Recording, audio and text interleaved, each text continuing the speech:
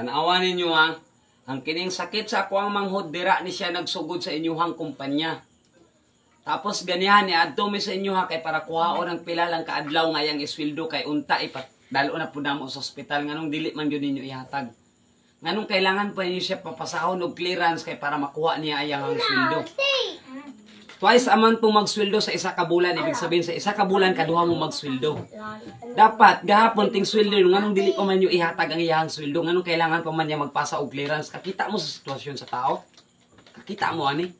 Wala gyud mo mga konsiderasyon sa tao, gyud wa gyud mo mga utok. Dapat ana unta kamo mga taga HR sa KCC ha. Ing ani ang sitwasyon sa tao. Ni adto siya dira, grabe kalayo ang sarangani to Jinsan sacrifice na mo nga mo adto mi kay para makuha ra na niya. Wala man na mo na kinakinahanglan ka ng unsa ba na sa kahalaga, unsa ba na sa kadako. Ang amo lang ginahatag na mo ang gusto sa mo ang igsuon kay tungod nga mo na ni iyang sitwasyon. Pabalikon pa mi ninyo sa March 4 and then pasa og clearance and then kano sa pa to makuha tong sweldo. Kano sa pa to siya makuha og pila pa ka adlaw. Nya pananglitan og di na siya kaabot ana siyang mga day. Dili na siya kaabot ana nga mga adlaw. Unsaon nilang to iyang sweldo iyang hinaguan? Ibulsa na lang ninyo. Pagtunga-tungaon na pud ninyo. Dapat maluoy unta mo kay ing-ani ang sitwasyon sa tao. Ikaw nga taga HR ka, kakita ka sa mga ganyan sa gawas. Nga na kami dito naglingkod, may kakita ka sa sitwasyon sa kuang manghod. Pero wala gid kay konsiderasyon sa tao. Dapat sa imo mag-resign unta ka, bugok ka, wala kay utak. Wala kay utak, wa ka pa kay kasing-kasing. Unta kung nakaigsuon nga maing-ani unta kay para ma-feel nimo og unsa ka sakit. Wa gyud kay buot nga pagka-HR. Sir Rapitol po, sana po ito pong aming video, sana po inyo pong mapansin. Sana po makita nyo po. Ito na po yung sitwasyon po ng aking kapatid. Hinimatay po ito doon sa isang mall dito sa Jinsan. Doon po ito hinimatay. Doon po ito nag-umpisa kaya na po nagkaganito na po yung sakit niya. Ni po isang gamot, ni isang tableta, ni isang paracetamol. Wala pong binigay po sa kanya. Basta na lang po na pinauwi ni kahit isang gamot, wala pong binigay sa kanya. Pagkatapos po kanina po, bumalik kami doon sa mall kasi po sabi po sa akin ng kapatid ko, binubulong-bulungan niya ako, hindi na po maano yung bungangan niya. Binubulong-bulungan niya po ako kahapon pa. Nakukuhanin niya daw yung sahod niya kasi sahod daw po nila kahapon. Ngayon sabi ko, wala pa tayong pera, wala po tayong sasakyan. Sabi ko bukas na lang. Eh ngayon po may isang driver na naawa po sa amin, pinasakay kami papunta doon sa mall. Nakukuhanin sana yung sahod niya. Ni pisong duling wala pong inabot sa kanya. Wala pong pakialam ang mga HR nila.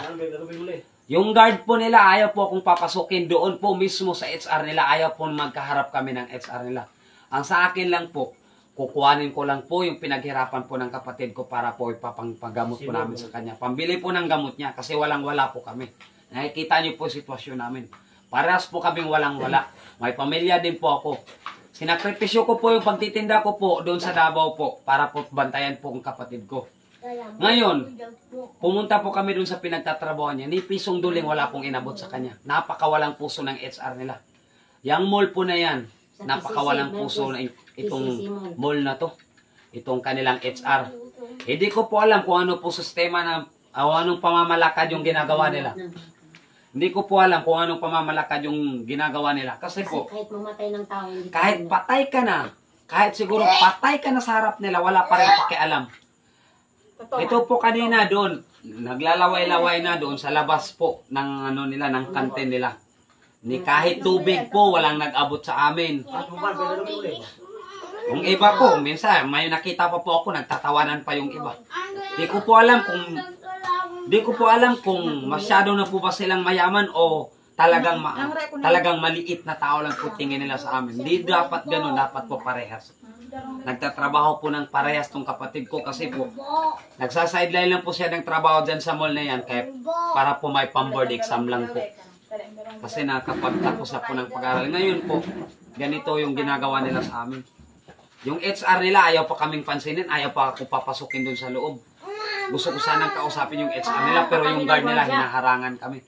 Yung guard nila dun, ayaw ko papasukin dun sa loob. Siguro magkasabwat yung guard pati yung HR nila. Kasi alam nilang may sakit na yung kapatid ko, ayaw ibigay yung sahod. Pababalikin pa siguro sa March 14, ay paano? Pag di naabutin ng March 14 to, edi ibig sabihin, yung sahod ng kapatid ko, kasi hindi naman namin makukuha yun, sila nang hahawak doon, edi paghati-hatiin na po nila yun. Yun po siguro ang ibig nilang sabihin, kaya ayaw kong papasukin doon sa loob. Ay, Sir Rafi, sana po ito pong aming video inyo po mapansin po. Sana po makita nyo po ito.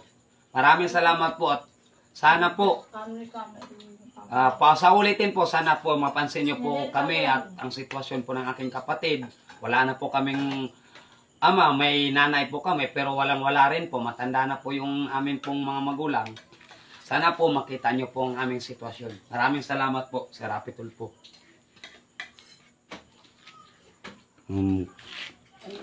Marami mo eh. Kami na abon na nga. Adrin niya ma. Dalawang mga buwan doon. Adrin. Kung hindi po problema ng kay Sisimul, Mana bayad sa ano. ma abir. Mana ma abir na ani.